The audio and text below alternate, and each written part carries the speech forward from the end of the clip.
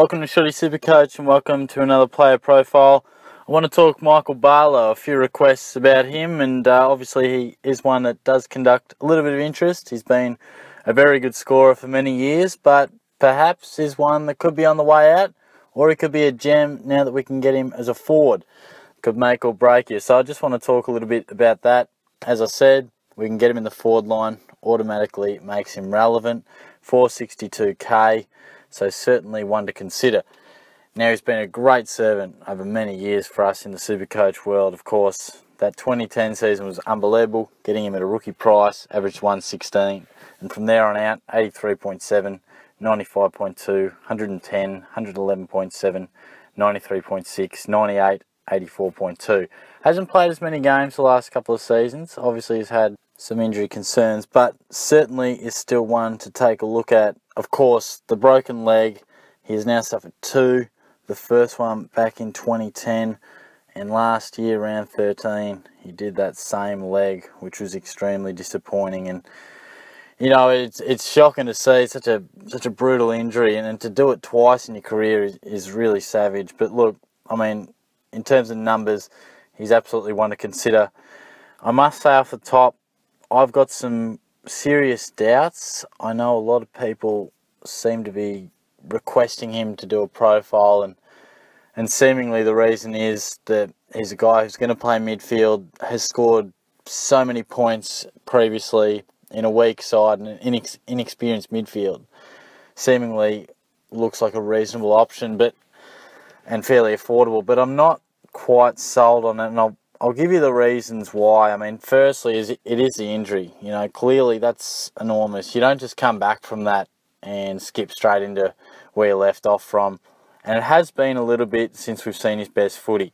As I said, it's been since 2014 since he really delivered some great stuff. That 98 average was very good as well, but that season did start with a fair bit of pain for us. A lot of people would have started him.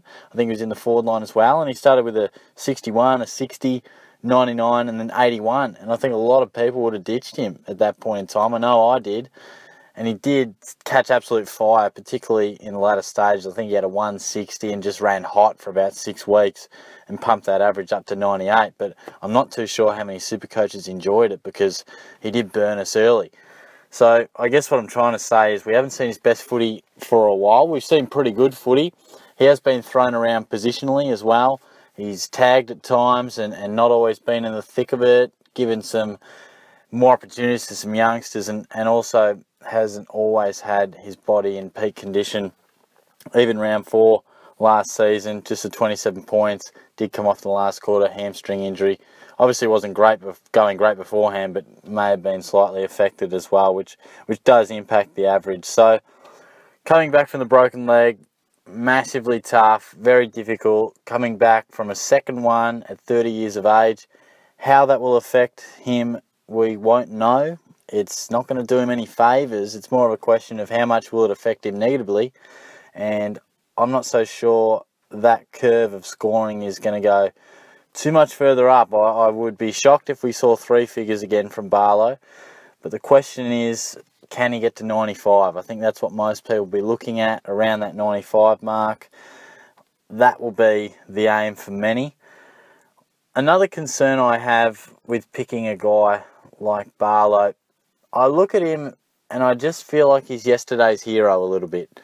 And I look at someone like Jack Billings and I think he's tomorrow's hero, if that makes sense. Sometimes I think, and I've done it in the past too, you get drawn into picking a guy that has scored well and been so good for us for so many times, and we just look for him to eke out one more year, one more good year. And when you look back at it in hindsight, he was just on the decline in the twilight of his career, and it just wasn't a great decision. When you look at guys like Billings, I think it is tough for us to pick a guy who hasn't got the runs on the board.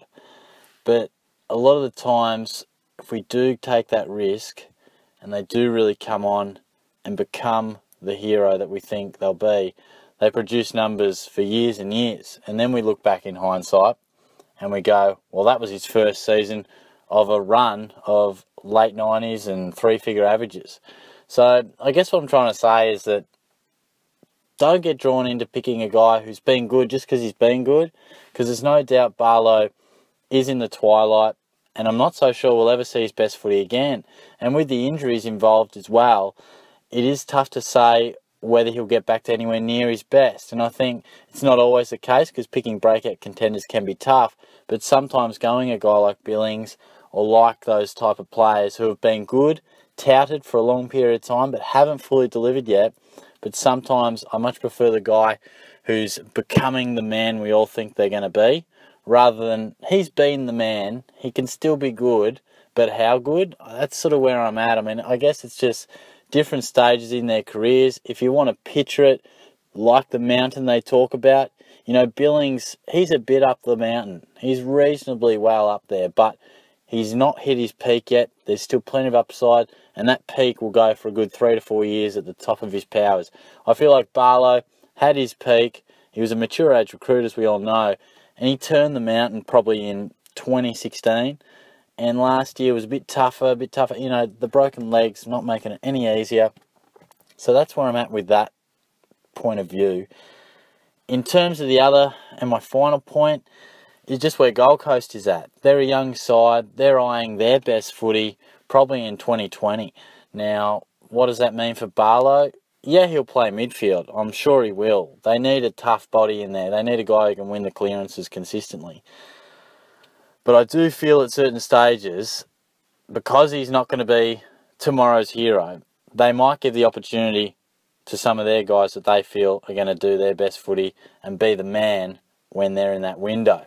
I speak of the likes of Lockie Weller, Touk Miller, Jack Bowes, David Swallow, Aaron Hall's already a very good player, Jared Lyons, Pierce Hanley will be there and about, we all know that, Will Brodie, those type of guys. You know, give the opportunity to them. Now, I'm not saying Barlow's going to be pushed onto a flank too many times, but perhaps there may be stages in the season where that will happen, and there might be stages within games or against certain opposition.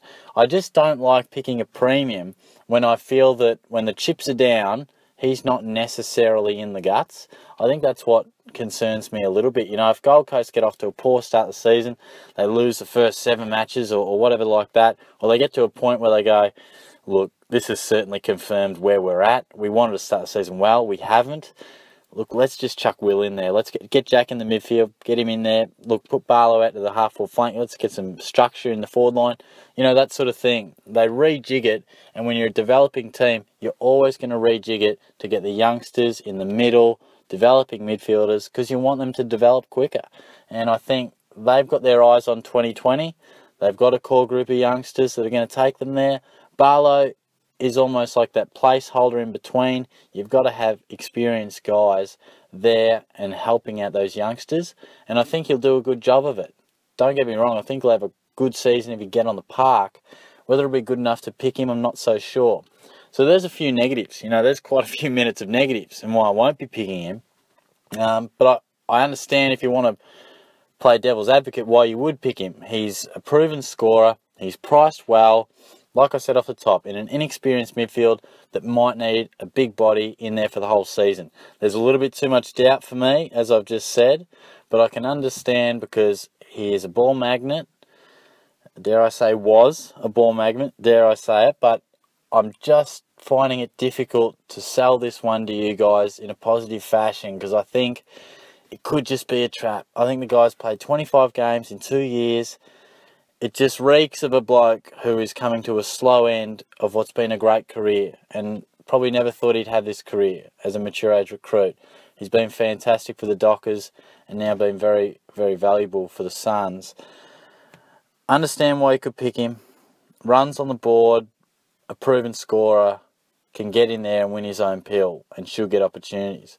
But it just concerns me that perhaps his scoring fate could be in the hands of the coaching staff, could be in the hands of Gold Coast and where they're at.